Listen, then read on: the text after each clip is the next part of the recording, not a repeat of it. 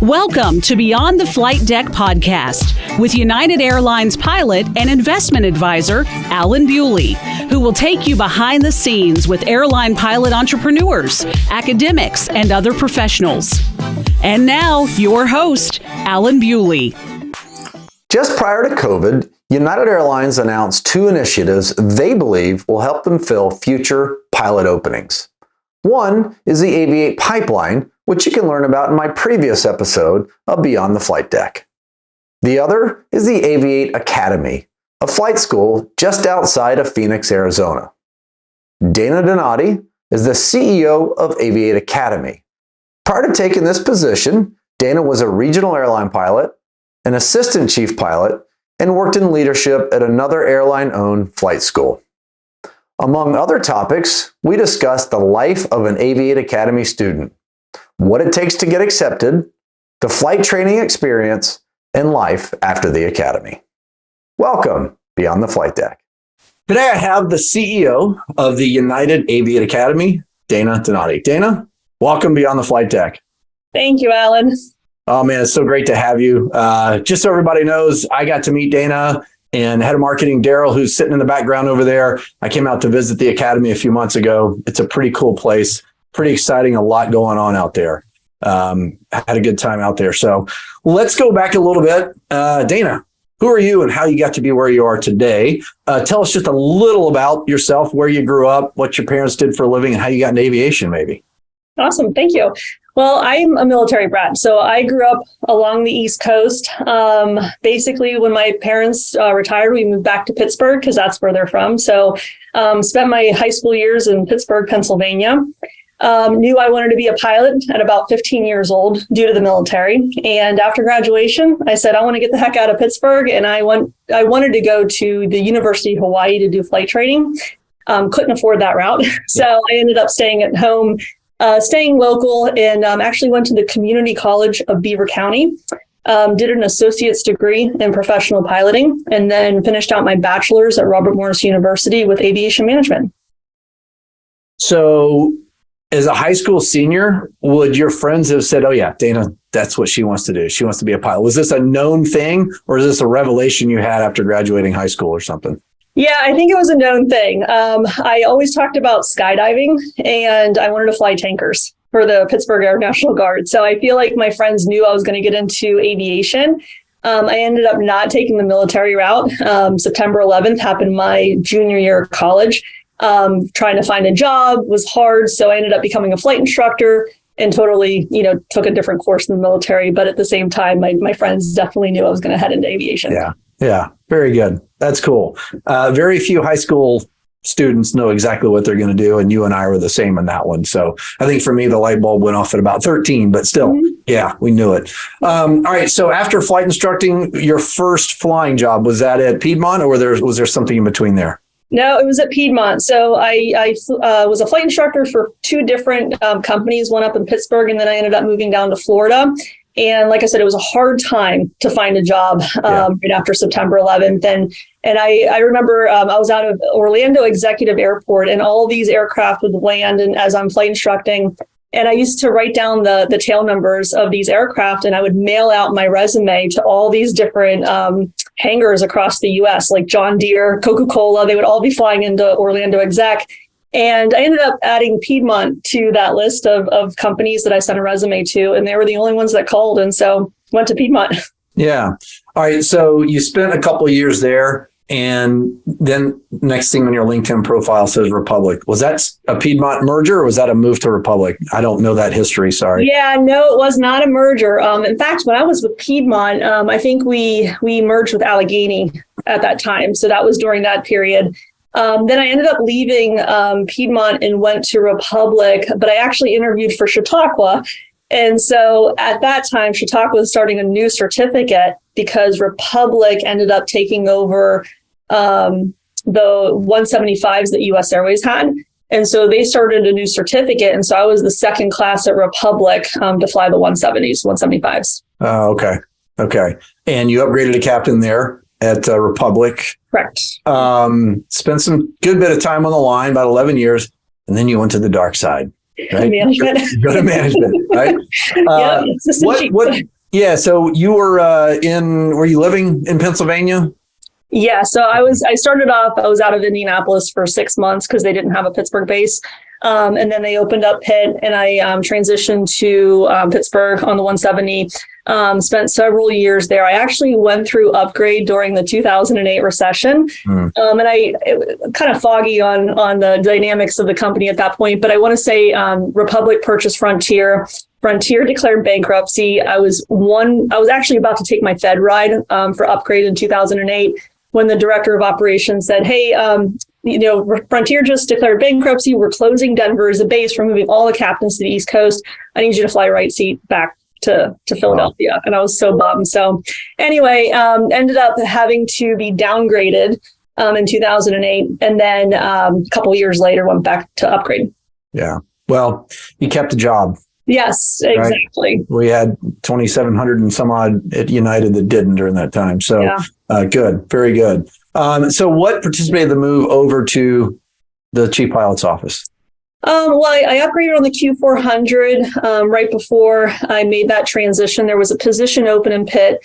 I had 2 small kids. My husband's an airline pilot. Life was very interesting trying to manage 2 kindergartner and first grader at the time, their schedules, my husband's schedule. We really didn't have the funds to have like a nanny of any sort, just because regional pilots didn't make that much, at that time. Yeah. So I thought this was a good opportunity to be home more. And when I made that transition over, I actually really enjoyed working with people, almost more than I enjoyed working with airplanes. So it was a great transition. Yeah, good. And then I see you went back to school. Yes, not your typical pilot pathway. I don't know. You know what, though? During furlough times, I do know people have done, gone back and gotten masters and done other sorts of programs to hedge their bets. I mean, I get into finance after 9/11, not through school, but it makes sense, especially if there's a furlough, but where you were heading into management. So you go back to Embry-Riddle. What did you study there? I did my MBA in aviation and leadership. So, and that was a requirement because I actually left the airline to become the dean of aviation at the Community College of Beaver County. And it was a requirement for me to get, some type of higher level education. And I decided to go and get my MBA through Embry-Riddle. So, and then I just completed that because once I start something, I like to finish it. Yeah. Was that a distance course? You did that online at night or something? Yeah, exactly. Yeah, very good. All right. Yeah. So talk about this position over at the community college. Was it affiliated with Republic? Was it something separate you did? I mean, how did that transition go from being assistant chief pilot at Republic now to a college? Well, I mean, I was about 3 years into being an assistant chief pilot and was ready for that change. I was talking to a couple different airlines, one of them a cargo airline. And the position at that one airline was a very time consuming during the holidays, of course, because you're flying packages. And then CCBC also reached out and said, hey, we're looking for a dean of aviation. I sat on their aviation advisory board. I love to give back to the community. So I was, speaking to high school students and doing different presentations and representing, the Republic in Pittsburgh at these different high schools. And I just thought this would be a really great opportunity for me to get into aviation education, give back to my community, give back to Community College of Beaver County. I really enjoyed my time there and believe they gave me a great education. And so I decided to totally leave the flight deck and transition into aviation education. Yeah. Wow. How long did you spend there? I was there for about a year. And then Republic reached out and said, hey, we're starting this flight school. You want to come and help us start this flight school? And my initial comment was, what airline starts a flight school? But I was really excited to head out there and start something new. And I really enjoyed my time at Republic. They were good to me. And so it was exciting to go back and do something different with them. Yeah. And so where was the flight school? And I guess it's still a going concern. Yeah, Lift Academy is still in operation, based out of Indianapolis, Indiana. So packed up the family and headed to Indianapolis. Okay. And you spent a couple of years there, 3-ish years there? Yep. And then you hear about this Aviate thing. Yeah. So I, at that time, I was sitting on the FAA Women in Aviation Advisory Board. And just through conversations and connections on that board, I was introduced to United Aviate Academy and followed up with some conversations, and then decided to take the leap, I guess, over to United Aviate Academy to help them start up their flight school. Yeah. Okay. So that was in 2021. What was the state of the academy at the time in its inception? Because the academy was born in what, like 2019 or 20, or what was that? How was that timeline and where you came into it? Yeah. So I believe United made the decisions and the purchases in early 2020. And then obviously COVID hit, things got, postponed. And then I was in conversations with them towards the end of 2020 that followed through about June of 2021, and ended up coming over here in August of 2021. And at that point, they were ready to launch the academy. United purchased Westwind School of Aeronautics up at a different airport north of here. We were in the process of transitioning to Goodyear location, launching all of the application information, getting the students selected, and then starting off our first class in December. So again, coming in August with a start date in December, I mean, we hit the ground running with everything that we needed to do. And, it's one of those things where you're kind of building the airplane as you're flying it. We're still, it's a startup. So we're still in that process. And really, getting all the right applications and everything in place to make this the best flight school out there. Yeah. I think when I was out there, your first student start to finish had just finished a few months prior. Mm-hmm. How many are we up to now that came from 0 to CFI at Aviate? Where do we stand? Yeah, I think we have about almost 30 people that we've hired to the CFI certification. So different phases of training. So we've had, I don't know, close to over 100 that have completed. Yeah, maybe about 90 or so that are all commercial pilots. And now they're either finishing out their CFI or they're finishing out their advanced ratings as a CFI. So we really hit that mile marker that, once you get that certificate to get paid to fly, now your opportunities, open up, whether they come to us as a flight instructor, they go out to another Part 141, partner under Aviate or a Part 135, trying to help them navigate what those next steps are. Sure. Yeah. Before we dive into Aviate, you just said 141. I want to make sure I and everyone else understands, because I think I was actually a little misguided on some of this. Let's talk about the difference between a 61 and a 141 school and the implications of someone getting, instrument rating through commercial at a 61 versus 141 school with the restricted ATP. So what's the big difference between a 61 and 141 school, and what happens to you when you come out of there? Yeah. So Part 141, everything that we do here is outlined and provided to the FAA for approval. Every course that we teach has a syllabus associated to that course. It has a training course outline where we identify everything that we're going to do throughout that course down to the flight time that we suggest per lesson. And then the FAA approves that. And then they monitor that training and they audit to make sure that all of our records are accurate and that we're in compliance with the FAA. Under Part 61, that's not required. You go to the regulation, you teach all of the requirements associated to that regulation. Order maybe doesn't matter.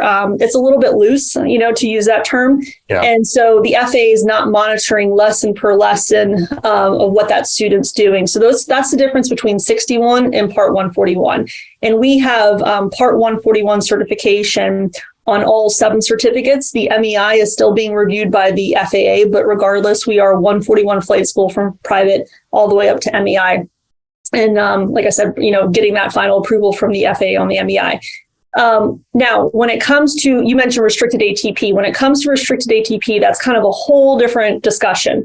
So in order to qualify for restricted ATP, you have to be associated with a 2-year institution or a 4-year institution. And if you're a 2-year institution, you have to provide a letter of agreement to the FAA outlining the 30 credit hours, the minimum of 30 credit hours that you're teaching in addition to the flight training that you're providing those students. So when you say institution, a college or university, Yep. Okay. And even a community college can qualify. Yep. So it's that accredited college institution that is providing up to or a minimum of 30 credit hours under a 2-year degree in order to qualify for a restricted ATP of 1250. For the students that go to a 4-year university, ASU, Purdue, ISU, Embry-Riddle, UND, you have to provide the FAA with all the information to show that you are teaching 60 credit hours of aviation academics in addition to the flight training. And then that qualifies that student for a 1,000-hour restricted ATP. Because we're not associated with a 2-year or 4-year institution, our students have to go up to 1,500 hours. Now, that 1,500 hours is done under 141 because we're not, associated with the college, but it also is applied to that Part 61 student too. They still have to go up to 1,500 hours. So that restricted ATP really comes in play when you're associated and partnered with a 2-year or 4-year institution. Okay. All right. So really, honestly, if you're going to an Aviate versus, say, I think an ATP that may be a 61 school or some other school that's a 61 school, your local FBO, there's not going to be a difference in your ATP restrictions. Correct. Unless they are affiliated with the accredited college, university, community college. Okay. That makes sense. Yep. Thank you for clearing that up. Absolutely. Okay. So let's talk about the requirements. What are the minimum requirements for somebody to apply to the Aviate Academy out there in Goodyear? Yeah, so our applicants have to be 18, high school degree, or at least completer of high school, and then willing to relocate to Arizona.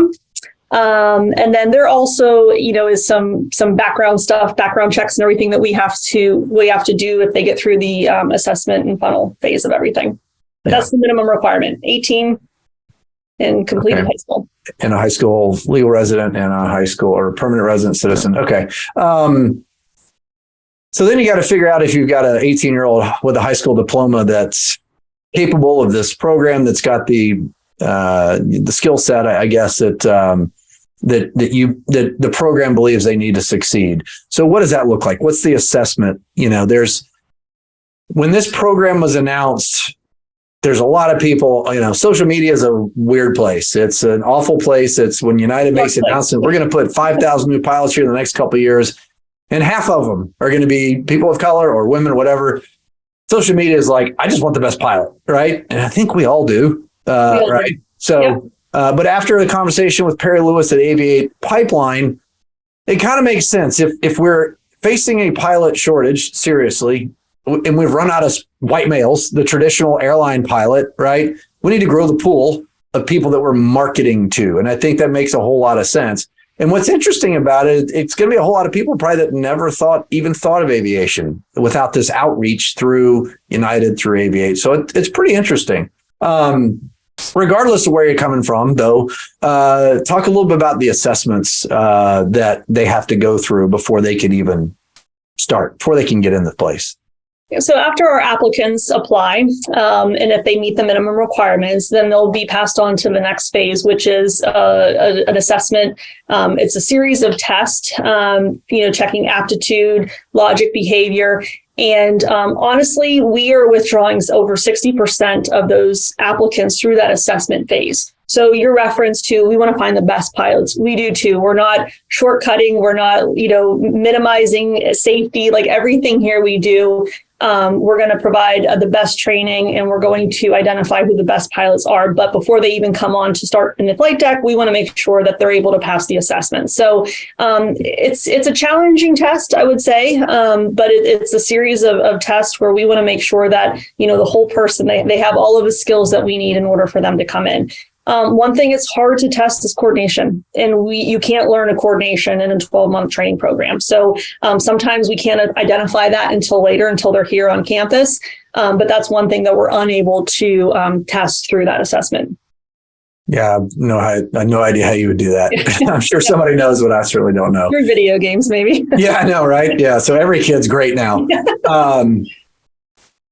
At what point do they need to apply for an FAA medical? Just is it in the application process? They have to prove that they can get one? It is, and it's a first class medical because our goal is to move them on, after the time building phase, to move them on to United Express carrier, obviously spend some time there and then move on to United. So they need to show proof of a first class medical. Okay. We are May 31st of 2023 today. I walked through the facility in late March of 23. So 2 months ago, I believe you guys said you had about 30,000 applications and about 332 enrolled at the time. Where do we stand today? Yeah, we're about 36,000 right now. Applicants, total. And about the same number of students or more students now? Yeah, we've been bringing on classes of about 17, 18. We have, I want to say it's about 340-ish students as of today. We have a new class coming on next Monday. Our classes are going to taper off in size in the summer months. It's really hot out here. The airplanes definitely take a beating when it comes to the heat and everything. So we'll have smaller class sizes in the summer, and then we'll start to increase again in the fall. So the assessments, I would imagine, are important. I'm looking at the program costs here. And so what makes one eligible for a tuition waiver for the private pilot's license? So I've noticed that you can have that waived, but then there's another $71,250 for everything else if you qualify for the private pilot tuition waiver. So actually, nobody is charged the private. So anybody coming in, the private's going to be free as of now. And I think, where the payment for the private comes in is if the student spends time here and decides this isn't for them and they withdraw. Obviously, we want to make sure that we're completing our students, we're moving them forward. We're not here just to give a private pilot certification and then have them leave. So if they decide to withdraw, then they have to pay back that private cost. Sure, that's fair. Let's say you have someone that's taking longer at every phase to get through this. They tested really well, but maybe that coordination factor, I don't know. I'll just throw an example out. Will they be paying for additional flight time, or is the commercial or instrument rating is 18,250? Is that 18,250 whether it takes them 40 hours or 80? Yes, but it is our job to make sure that our students are not overflying excessively. So we're not charging per flight hour, which is, I'd say, typical in flight training environment is you're going to pay per flight hour with that instructor, that aircraft, and fuel. We are a flat rate flight school because, to your point earlier, it's not only reaching out to different communities and making sure that everybody knows about aviation. It's breaking down those barriers. And the number one barrier to entry is cost. Sure. It's very, very expensive to go through flight training. And there's different ways that you can maneuver that. But when we're giving out, we're not giving out anything. People are earning it. Let me rephrase that. Right. But when they're earning private through MEI, we want to make sure that they can get through those certifications and that they're not being held up by cost. So even if you go to a 2-year, 4-year institution, standalone flight school, sometimes you can only make it through certain certifications. And if you look at the FAA website, you're going to see how those numbers drop off as through the higher certifications, just because the cost of training is so expensive. So we made it a flat rate. We're not charging per flight hour past a certain amount of time. But if the student is not getting the information, if they're not able to apply the knowledge or correlate, then we have to make those calls that says, this isn't the best training environment for somebody. And those are very difficult conversations to have, but they need to happen. It's our job to make sure that we're creating safe, competent pilots, but also identifying, is this the right learning environment for people? I have 2 small boys, so I want to make sure that they're headed off in the right direction. It's not mandatory that they go to a 4-year school in my eyes. But I also think that, is this the right place for everybody? It might not. I went to a community college and I really enjoyed my time there. I'd have friends who graduated from 4-year institutions that are really great in aviation. So it really comes down to, how is the student going to perform and what is the best learning environment for that student? Sure. Can they show up already with a private? They can. And we do accept, we call them PPL plus students. So that's a student who already has their private. And they come in with the instrument, and they come in with the private and they start with the instrument. Okay.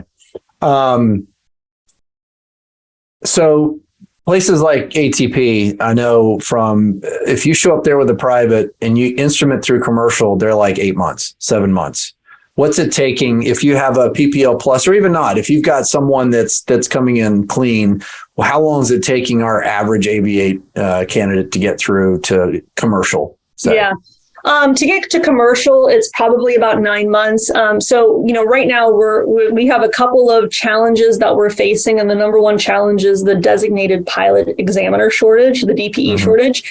So we cannot perform our own check rides. Some schools can perform their own check rides. And in order to do that, you need a 90% pass rate and you need FAA approval. We have that 90% pass rate and we're working through FAA approval on a couple of those certificates. But overall, we have to bring in external DPEs into our flight school to conduct those check rides.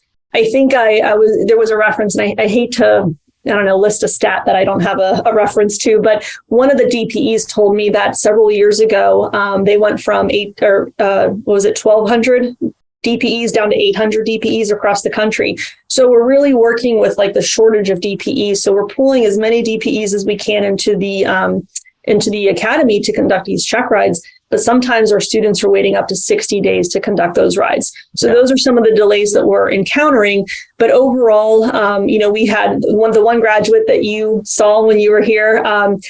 She finished out in a year and 1 month, and that was all 7 certificates. I'd say on average, people are doing about 14 months, but we have a 12-month training program, and it comes down to us trying to eliminate those delays, those external delays for the students, and then the students really applying themselves in their studies. And that was through her MEI? Yes. Yeah, great. And so you said, though, the success rate is in the 90% range. Mm-hmm. Is that, do we have numbers? Like, is that a national average for pilots going from private to schools at 141 or 61 schools? Do we know? Is that on par with the country? Is that above? Is that below? Do you have any idea? I'm going to say it's above. So I don't have any stats that I can pull or references from other flight schools, but this is my third flight school that I've operated. And the very first one through CCBC, I actually had 5 flight schools reporting into me. And I would say that we were about 85% pass rate. At my previous flight school, again, coming out of the gates, we were probably about 87%. And so I actually am very impressed with our students here. When we started off, we were sitting at about a 92% on the pass rate for private. And I believe that that's exceptional because the FAA only requires 80% in order to maintain your 141 certification. The fact that we were sustaining a 90%, actually at that point, 92%, I thought was exceptional. Every day it changes because we have check rides being conducted every single day. But then when we take the monthly average, we're sitting at about a 90% on everything. On instrument, we're about 88%. So we have some things to improve on that one, but that is a very hard certificate to complete. And it being your second certificate, there's a lot of information you have to learn. No, I would say it's probably the hardest. So you have someone, well, look, that bodes well for the process, for the screening process that you guys are doing. Was United involved in that screening process, the pre-screening process? Yes, United is very much involved in the application process. And I think when we first started off, it was really a process that was defined by the person that I reported into, as well as like the HR talent acquisition team. And then we transitioned that process over to United Aviate Academy actually about a year ago. Okay. Well, United's got maybe except for present company included, they've got a pretty good process of, interviewing people. I snuck through the cracks 27 plus years ago.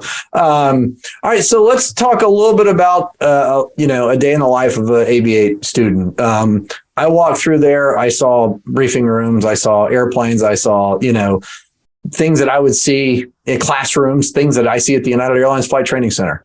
Mm-hmm. So, what's in a cafeteria, which is probably better than ours. I didn't go in, but so, let's talk a little about a typical day, whether it's a private or instrument commercial student, how much ground school they get, how much, one-on-one with an instructor, what the classrooms versus are they doing some simulator flying for instrument training, strictly airplanes? What's a day in the life look like? Where are they living out there? So it varies per certificate. So our, I would say private and commercial students, they actually all of our students go through about 2 weeks of ground school, 1 to 2 weeks of ground school prior to starting the certificate of training. So we try to upfront all of their ground just to make sure that they're getting the information, they know the references, they know where to look, how to study. And then we'll conduct the flight training. And then we also provide supplemental ground schools, which are basically just different topics that we're going to talk about through that certificate of training. So a student would come in, starting their private, they're going to go through about a week of ground, week and a half of ground, plus a week of sim just to get the procedures down, because we do teach United call out. So it's a little different than your typical, standalone flight school where they have to learn a little bit more up front. And then they'll come into the flight school after they're done with those few weeks of training, do a pre-brief with their instructor, go fly about a 2-hour block with their instructor, and then come back and do a debrief. And then they can opt to go into a supplement, learn about something, go study with friends, but they're scheduled for activities about 5 days a week. When it comes to prog wait times or check ride wait times, that's when they might be, paused a little bit. But we provide refresher flights just to keep their mind and their skills active. When it comes to instrument, that's when we really incorporate the simulator. So there's 3 stages to instrument training. And during stage 2, that's when we're doing like the holding and intercepting. And it's really great to do in a simulator. So they spend pretty much the entire stage 2 in the sim. The CFI, that is very ground school heavy. So they'll spend about 2 weeks doing ground school. They'll teach lessons. So every student has to teach lessons to the group. So they'll do that. Then they'll take a prog check and then go and do their flight training before they go and take their check ride. And then the multi-training, very small courses, just because it's about 25 hours for the commercial multi, because it's under Part 141. And so we'll upfront the ground school a couple of days, and then they'll go out and do the training in the twin. Right now we have the Seminoles as our trainer, and then we purchased 5 DA-42s. 3 of them are on campus, and we have another 2 coming by July. And then we'll start to incorporate the DA-42s as we transition the Seminoles out by the end of the year. Okay. And the primary single engine trainer is a Cirrus. Is it a 20 or 22? 20. 20. Okay. Mm-hmm. Yeah, I thought so. 22 being overkill for that. So I saw the Seminoles out there in the Cirrus, but the Diamonds had not come yet. So I'm sure you guys have to come back. Yeah. It still has the new airplane smell. So. Yeah. Well, the Cirrus door was open in the maintenance hangar there. Had a pretty good new smell to it as well. Yes. And then what the simulators, are they just like a Frasca sim? Does it have the G1000 panel like in the Cirrus? Same thing? Yep. So it is a Frasca, and it's designed like the SR20. So the side stick, the G1000 panels. So it kind of has that look and feel of the Cirrus that they're flying, but it's a Frasca. Yeah. And then the Diamonds are G1000 panels as well? Correct. Mm-hmm. Okay. So for anybody out there that doesn't do any GA flying, the G1000 is a great Garmin, just 2 big screens, basically PFD and multifunction display. That it's great. It's amazing. Yeah. And the DA-42s actually have the FADEC on it. So it's just a really great transition from flight training over to being a regional airline pilot. So.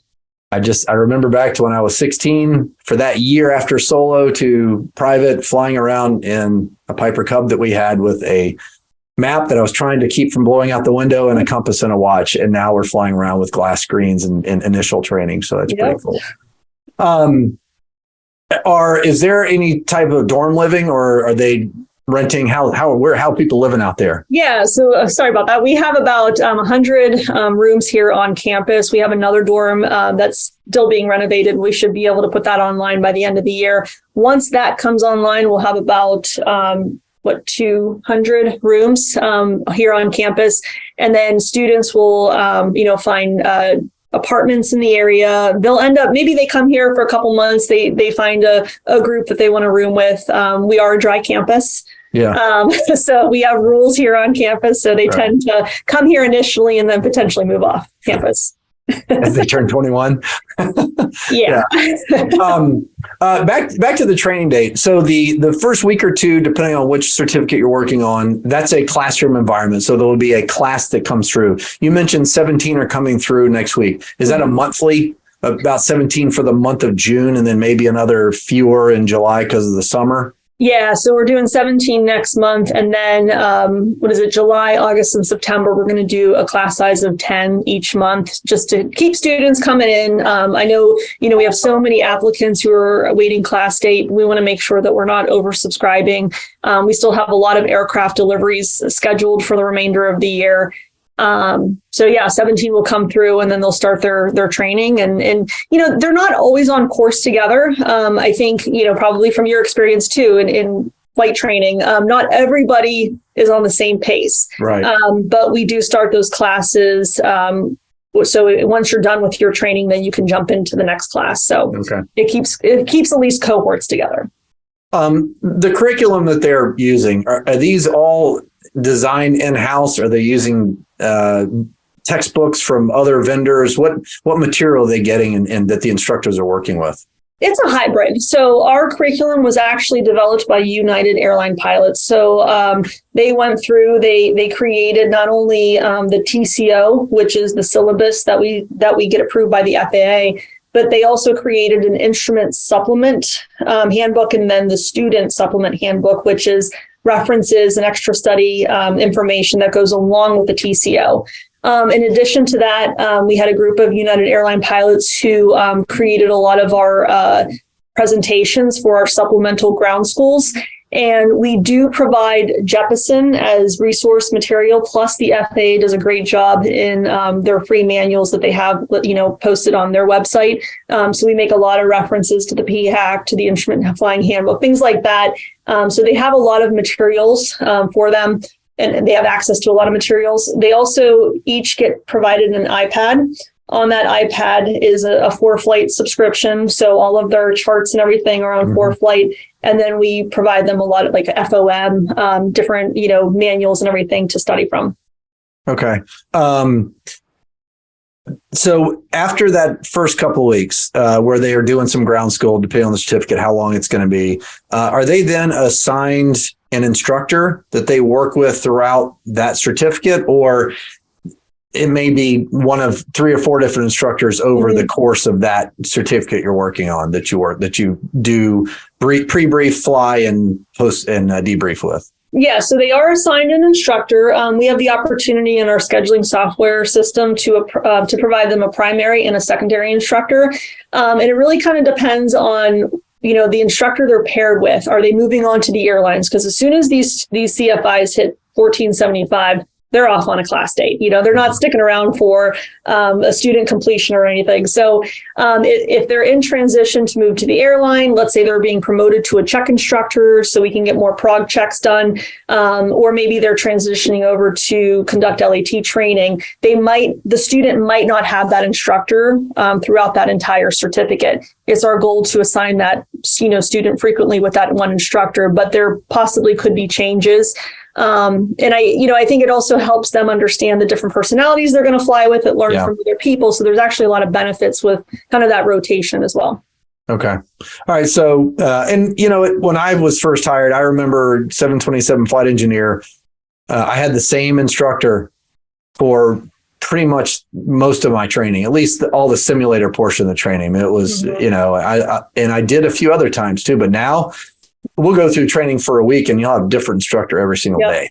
Exactly. So that the continuity is pretty nice, especially for someone that's just learning, to fly and whatnot. So, all right. So once they get to the ground school, then it's pretty much, I show up, I brief with my instructor, I go fly, come back and debrief. They, like you said, they might get and study some with other students, or there's some supplemental information they can get. But once they've done that initial couple of weeks of classroom work, from then all the way to that check ride, it's pretty much one-on-one with that instructor. No more, everybody gets back together as a class. No, they usually don't. Well, I mean, what they do on their off time, I'm not sure, but yeah, we don't have the structured getting together with your class. The supplementals we have scheduled so they can jump into any supplement class and learn whatever topic they want to learn. But yeah, it comes down to that student now making sure that they're, putting in the work, the effort. I mean, we basically say that 4 hours of study time on your own every day is what's needed in order to successfully complete the course. So whether it's with, another person in your class, or I guess just in general, a different student, but they have to go and put that effort into what the next lesson is. Maybe it's the next stage check, maybe it's their written, whatever they're studying for. But they should be putting in about 4 hours of study time on their own. Okay. So I mentioned before, if you show up with zero time, Aviate is a good deal. I mean, if you money wise, if you can get in, from private to all the way through your MEI, you're looking at $71,250 with that PPL waiver. Which, if you go through the program, you're gonna get that, right? Because you get your private and you end up staying. I know that ALPA has a website, cleartodream.org. I've showed it to several, people fueling my airplane, for example, that are interested in flying. Here, check out this website. It's full of scholarships to help young people or anybody become a pilot. So I noticed that United got together with Chase. They put up some money. Was that a one-time $2.4 million deal, or is that an annual deal that they're doing? Do you know? Actually, I'm not sure if it's annual. Right now, I think it's one time.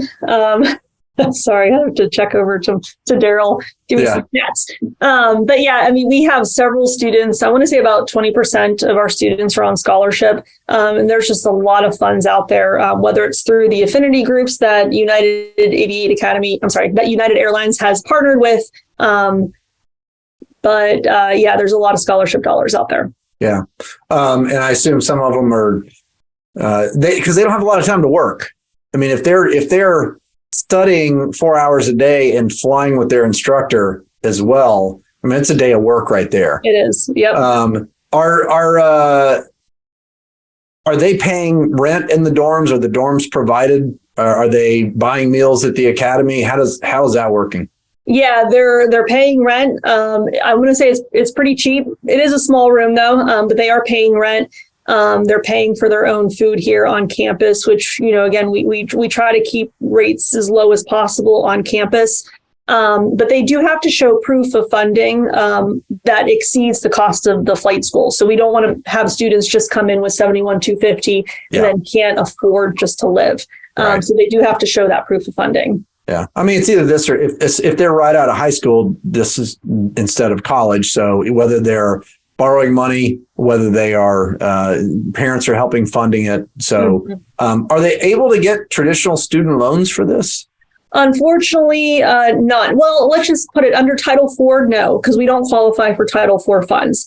And I really, it comes down to personal loans. We are accredited by ACCSC, which it basically oversees technical colleges, technical training institutions. So we do have that accreditation factor, but we don't have the approval to qualify for Title IV funding. So it's not your traditional funds that will pay for college. Okay. It says on this, United is Aviate's offering two loan providers, Zuntify and Sallie Mae for potential funding as well.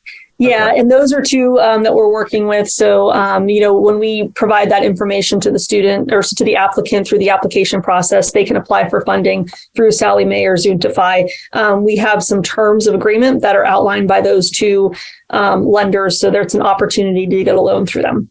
Do you know if the scholarships like through OBAP or Women in Aviation International, are they offering just tuition money, a portion of it? Do you know what kind of funding they're able to get through those organizations?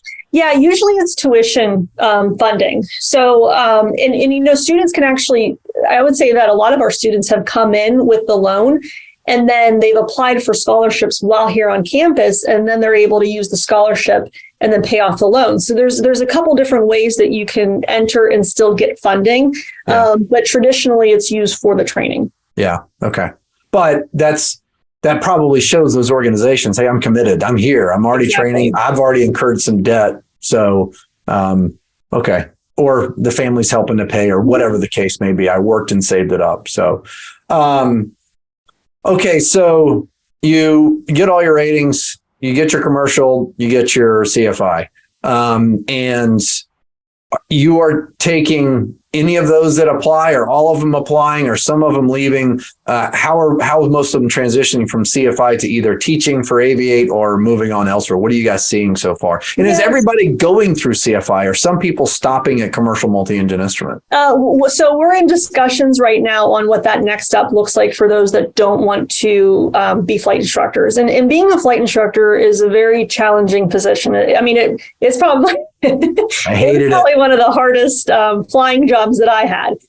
So it is challenging. And I think, some of the students are realizing that is, do they prefer to take a 135 path or do some type of other time building experience versus being a CFI? So we're talking to that group. Right now, it's not a lot that want to take that path outside of CFI. But we do have several students that come through the CFI interview process because it's not a guaranteed job. So right now we've probably hired about 80% of those that we interviewed. Just making sure that we're finding the right candidates to come on as flight instructors, just because of the challenges that they're going to experience. We want to make sure that we got some solid teachers. So and then we are also helping those that maybe didn't meet, what we were looking for here at the Academy. We're helping them connect to those that are part of the Aviate ecosystem, because right now there is a lot of CFI jobs out there. So we want to try to make sure that we're, pointing them in the right direction and helping them navigate what's next. Okay. And you mentioned Aviate.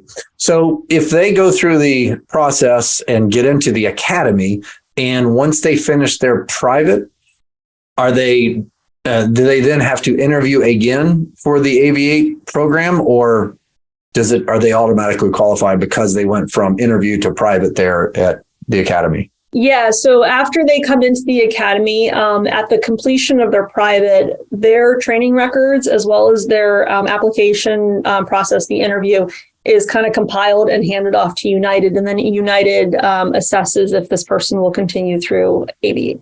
Okay. Do they do an interview with Aviate like anybody else would, or is it just their application speaks for them? No, well, they do an interview before they come on. So it's that interview plus the completion of their training records. All of that is being evaluated. Okay. And it's because United pretty much helped to create the interview process for the Academy, which is why they're okay with that being the interview for the pipeline, the program, and also the completion of the private. So. Yep. Okay. And I asked you this before we started, but so everyone can hear, will Aviate Academy hire a CFI that did not go through the Aviate Academy? So we started off that way. We had to build up the Academy. So we were making applications and CFIs that completed other flight schools under the Aviate ecosystem. So they had to be within the Aviate program in order to be our flight instructor. But where we are today is, it's our goal to make sure that we have placement for our students, that they can time build efficiently to get onto the airlines. So we've stopped hiring from off the street, so to speak, and we are hiring our own graduates as our flight instructors. There may be pockets of opportunities that we will take applicants that are in the Aviate ecosystem on as flight instructors, just because we do have a contract with LAT that we're doing their training. So we want to make sure that we can bring on, CFIs for that position, just because of the requirements in order to flight instruct under EASA. It can't be a brand new CFI. It's usually about a CFI who has about 800 hours total time. So it's making sure that we have enough in that group that can do the flight instructing for LAT. Okay. LAT is Lufthansa Flight Training Academy. Yeah. Okay. Okay. And they are using the Aviate campus, the Aviate airplanes, or is there a separate fleet for them? Yep, Aviate campus, Aviate airplanes. So we partnered with them, and it allows us to actually bring on more of our graduates. So as we get more people finishing out their CFI, more people that we can onboard, and then them getting the flight time to meet those minimum requirements, we can hire 30 to 35% of our applicants versus just 25% of our applicants. Because when you look at a flight school, you can't have a 1-to-1 ratio, or people would never move on to the airline. So about a 1-to-3, 1-to-4 shows that we can hire on about 25% of our graduates. But with additional contracts, we can bring on more students to conduct that flight training, time build efficiently, move on to the airlines. And are these Lufthansa students, are they in the same ground schools, the same No, they're Alongside, or is it they're under completely different curriculum. So it's under EASA training. The CFIs that do instruct those students actually have to go through a different standardization program. They're provided a different syllabus, and then they conduct flight training under that syllabus. Okay. I'm going to throw you a little curveball here. Okay. I do have a good friend of mine who lives out there and does some flying at the Goodyear Airport. And apparently traffic management's been a bit of an issue at the airport. Like I think it's a flying club or something that he's affiliated with. They've been struggling to get in the traffic pattern there. He said it seemed that when it transitioned from Lufthansa owned and operated or whatever it was United bought before to initially with Aviate, all the Aviate airplanes would come out to go flying, and then all of them would come back in versus kind of metered out throughout the day.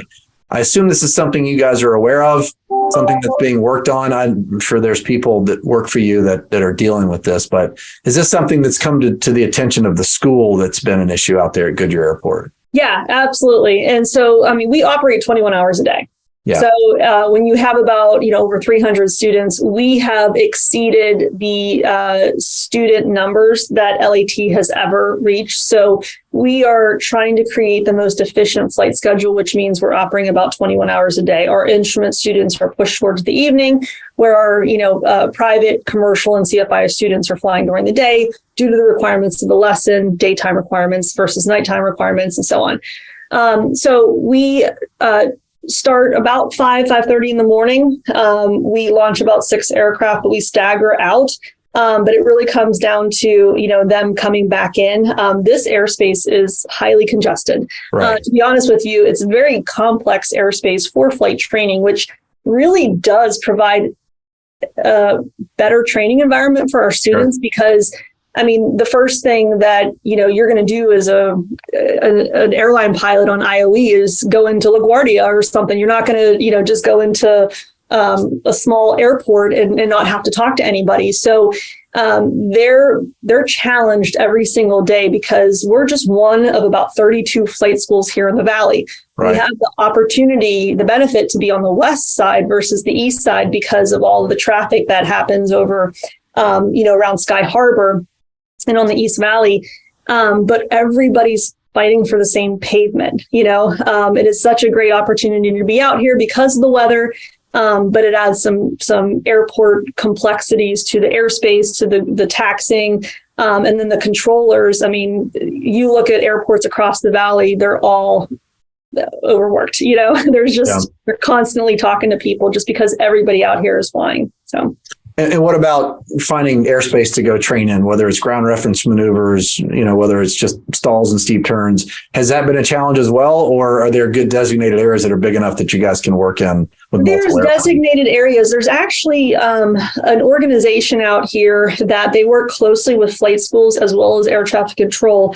And I believe it's run by airline pilots who have retired, and they actually help try to control the traffic out here. So there's designated practice areas, but everybody's going to those designated practice areas. So it's not just United Aviate Academy. And then you have Luke Air Force Base, which is just north of here. So you have MOAs. It's very congested airspace. So I would say that it's something that we're always addressing, but we want to also make sure that we're maximizing our flight schedule and giving everybody the opportunity to flight train. We have one runway here. So one way in, one way out, Yeah. So when you take all that into account, runways, airspace, ramp space, classrooms, size of the facility, how many people you can house, what's going to be the ideal number of students at any given time at Aviate, you think? Yeah, we're looking at about 350 by the time that they're, coming in and then rotating out, So we have several students, for instance, that are sitting in the MEI stage or the commercial multi-MEI, because we do our multi-training towards the end of the training. And since we put those 2 certificates kind of back to back, those 2 were just waiting on DPEs because not a lot of DPEs can do those check rides. So it comes down to about, 350, 60 active students. Mm-hmm. But at any given time, we have a group of students that are pending check rides. So it's just monitoring who's flying, who's not flying. Yeah. And so then your classes are based on 15 out, 15 in, active pretty much. Mm-hmm. Okay. one or two last questions. The Aviate program has a carve out for sons and daughters or active pilots or active employees. Sorry. And I've talked to numerous, I had a flight attendant I was working with a few weeks ago, sharp young guy, college degree. He's worked in marketing and said, this isn't for me, and became a flight attendant for United. And so I've been communicating with him about Aviate, send him the podcast interview with Perry, and I'll send him this one. Any preference for active United employees or sons and daughters in the application process to the academy like there is to the pipeline? Yeah, not really, only because we have so many applicants in the pipeline. So we really can't jump over people in order to bring in the active employees or sons and daughters. It's really making sure that, as we send out the assessment, after you pass the application phase of, do you meet the minimum requirements? The next step is the assessments, but we have people who are not getting through the process fast enough. At that point, we'll go to the next person. You know what I mean? And it's constant, domino effect. Okay, if this is not going to happen, or this is going to happen, we need to move to this person. We're going to jump over here because they're not moving through fast enough. So that's when we would go to the next person. And if it just happens to be, a United employee or family member, great. But if somebody applied 6 months ago versus tomorrow or whatever, yesterday, we wouldn't go to that person who just recently applied. We want to make sure that we're going through all of our applicants and treating everybody fairly. Yeah. It's just going in order. When you grab an application, just going in order of who applied. And then there's so if we send out, 2,000 assessments, now we're going to be monitoring that group of 2,000. And now it's like, oh, this person never opened their email. We're going to push them to the side. This person didn't take the assessment. We're going to push them to the side. And so it's our goal to get through that group that we've sent assessments out to in a timely manner, and then open up the next, group. Send them the assessments, and then do the same process. Okay. So we're constantly doing that. Yeah. And last question. And I asked Perry the same thing about what would happen in the pipeline. I've been here 27 years, and there's a disaster every 8 years. You came into the industry right after 9/11. We've had that. We had the financial crisis. We've had COVID. So United's hiring a bazillion pilots a second right now, but at some point they may end up furloughing again. It's just, it's the industry. Yeah. What happens to students halfway through their ratings at the academy and United puts X amount of people on the street? I'm hoping it never happens again, but you never know. Do you guys even discuss that at this point? Or it's like, we gotta fill this need. This is what we're doing. Yeah, those discussions haven't taken place. I think there's, out of the past, 25 years of things happening, the outcome is we always need pilots. So at that point, whenever we get to that, if we ever get to that again, we'll have to make decisions on what is going on with the students. But overall, we're providing them the certifications. Once they leave this flight school, they still have about 1.5 years before they can even get to the airlines. So when you put that into account of if something's happening now to our environment, there, hopefully isn't furloughs, but if there is, the people here still have another 2 years before they could even get to the airlines. And at that point, you're usually kind of on the back end of needing pilots. Right. No, sure. No, that's understandable. So is there anything else about Aviate Academy that people might need to know that we didn't go over? I think we hit all the topics. Got approval from Daryl over there too. So, cool. Can you see? Look, I really appreciate your time, Dana. Thank you so much for sitting down. It was fun to come out there. I'll try and swing back out there next time we're out in Arizona. So thanks again. It was great to see you. Thank you. And you're welcome back anytime. Thank you. We'll see you.